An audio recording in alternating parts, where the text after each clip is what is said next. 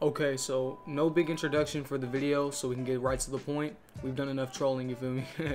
And as you know, there have been some crazy buffs and nerfs this past day or so. And today we'll be going over the updated tier list with the help of a tester named Ikkazun, who is very experienced at the game and has great knowledge about it. All past video information about builds and from the information server can be considered outdated as of today. So let's dive on in.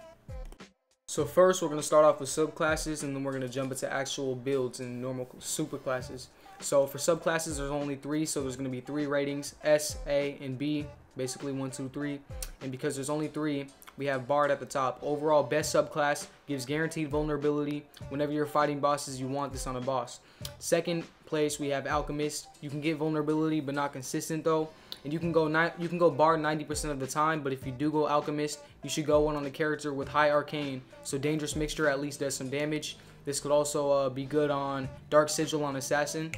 And last but not least, we have, we have Beast Tamer, and it's pretty poop. Mark just got given scaling with 7 base physical scaling. It's still pretty weak. It costs 1 energy to use. However, it does have True Strike, which can be dodged, and a decent low cooldown, but it's not really anything special. You also get a passive that makes it so you get better drops from things if you have them marked. Yeah, it's not really amazing though, or noticeable. That's all for subclasses. Once again, shout out to Ikkazun for being quick on this tier list. You know, we need somebody who has tester experience and knows what they're talking about. So shout out to you. And this is based on the current updates, buffs, and nerfs for every single class. So let's dive right in. So at the top, this is not in order by the way, but at the top we have Impaler.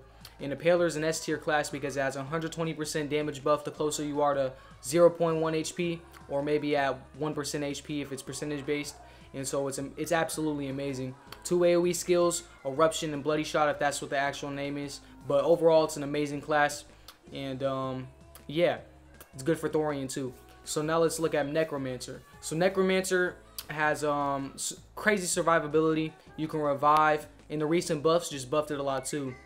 We don't even need to explain that much, like why it's absolutely amazing. But it's mainly a support class though, but it's really good. Now we got Elementalist. You get good attacks. Thorian is he's weak to fire. You get 2 good fire attacks, and Lightning Storm can stun on top of being a high damaging move. So those are the S tier classes, and those are the reasons behind it. So now let's jump into the A tier. Damn.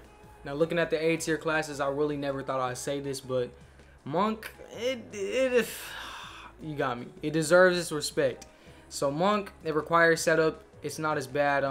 Decent defensive skill, and it just got buffed like a crazy amount. It does really good damage to Thorian due to its fire weakness, and it still doesn't deal as much damage to Yarthul, but it's completely fine.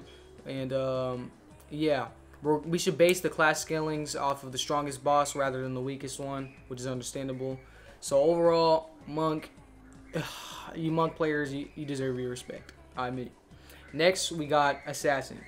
Assassin has great survivability, chance to dodge attacks. Every crit does poison or curse, one of the two, forgot.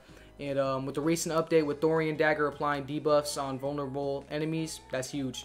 And very good to use with Dark Sigil. Stealth and Stealth Strike are good damage. Overall, amazing damage packer, like an amazing choice. Another underrated that got onto this list in top A tier is Paladin. I don't know how this happened, but them buffs like saved the class, dude. Some of these classes. So with the new shields, it's a free debuff if the boss hits you, and you also have a higher chance at aggro. So you're basically a team player. Like, you have good defensive moves, you have good support moves, you have good literally everything, you know what I'm saying? You take one for the team basically. And so that's going to wrap it up for the A tier classes. All of these are valid options. No class is considered super bad.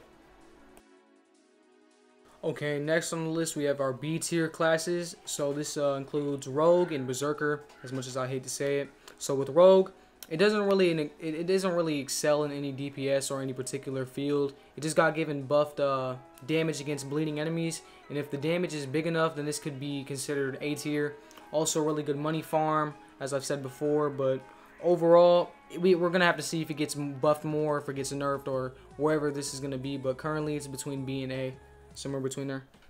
And then with Berserker, man, as much as I hate to say it, it doesn't really excel at anything, and Carnage just got buffed a bit, so we don't know how good it is. But Helm Splitter, however, does probably have one of the highest base damage physical scaling skills in the game. And it also applies vulnerability. It might be able to do a ton of damage, but according to other players in the majority, they believe that Impaler is just better. Because Deranged Warrior passive, man, Berserker's outclassed. Okay, last but least, we have Saint. So, HP, you might have it, it doesn't matter. With Thorian, I've recently just found this out. Thorian can instantly kill you if you get hit by 5 plague stacks. And the minigame got made slightly easier when apparently it didn't need to be easier. And all you're good for is surviving and healing. But Thorian is a contest to see how fast you can kill him, since you can't remove his plague. And you get insta-killed then.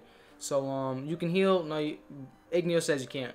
And after half HP, Thorian applies a bunch of Cursed that reduces healing. So there's no real point to going Saint at the current moment.